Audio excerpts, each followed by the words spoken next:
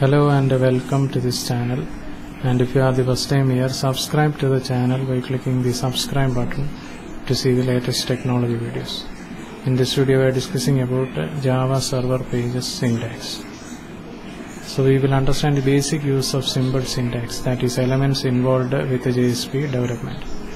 So elements of JSP. So the elements of JSP are first scriptlet. So a scriptlet can contain any number of Java language statements, variable or method declarations or expressions that are valid in the page scripting language. So the syntax of scriptlet is code fragment, and you can write the XML equivalent of the syntax like a JSP scriptlet code fragment and JSP scriptlet. So any text, HTML tags or JSP elements you write must be outside the scriptlet. So we have HTML head, title, then hello world, title, head, body, hello world, out.println, then body HTML. So assuming that Apache Tomcat is installed in C Apache Tomcat and your environment is set up as per the environment setup, then JSP declaration. So JSP declaration declares one or more variables or methods that you can use in Java code later in the JSP file, and you must declare the variable or method before you use it in the JSP file. So syntax for JSP declaration, JSP declaration, code fragment, JSP declaration. Then JSP expression. JSP expression element contains a scripting language expression that is evaluated, converted to a string and inserted where the expression appears in the JSP file. So because the value of an expression is converted to a string, you can use an expression with a line of text whether or not it is tagged with HTML in a JSP file.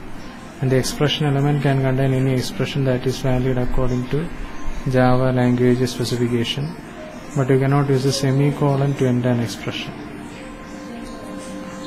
JSP comments mask text or statements that the JSP container should ignore, and JSP comment is useful when you want to hide or comment out part of your JSP page. So there are a small number of special constructs you can use in various cases to insert comments or characters, and then comment a JSP comment ignored by JSP engine, then an HTML comment ignored by browser. Then JSP directive. JSP directive affects the overall structure of the servlet class, and it usually has the form @directive equal to attribute value. So there are three types of directive tag. @page defines page dependent attributes such as scripting language, error page and buffering requirements. @include includes a file during the translation phase. @taglib declares a tag library containing custom actions used in JSP page. Then JSP actions use constructs in XML syntax to control the behavior of the servlet engine, and you can dynamically insert a file, reuse JavaBeans components, forward the user to another page, or generate HTML for Java plugin. And there is only one syntax for the action element, as it conforms to XML standard. JSP action name, attribute value, and action elements are basically predefined functions. JSP include includes a file at the time the page is requested. JSP use bean finds or instantiates a Java bean. JSP set property sets the property of a Java bean. JSP get property inserts the property of a Java bean into the output. JSP forward forwards the requester to a new page. JSP plugin generates browser specific code that makes an object or embed tag for the Java plugin. JSP element defines XML elements dynamically. JSP attribute defines dynamically defined XML elements attribute.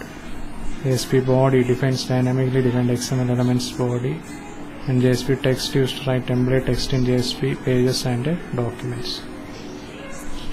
So this was a brief discussion on Java server pages, and we will be discussing more on Java in the upcoming videos. And if you are the first time here, subscribe to the channel by clicking the subscribe button to see the latest technology videos.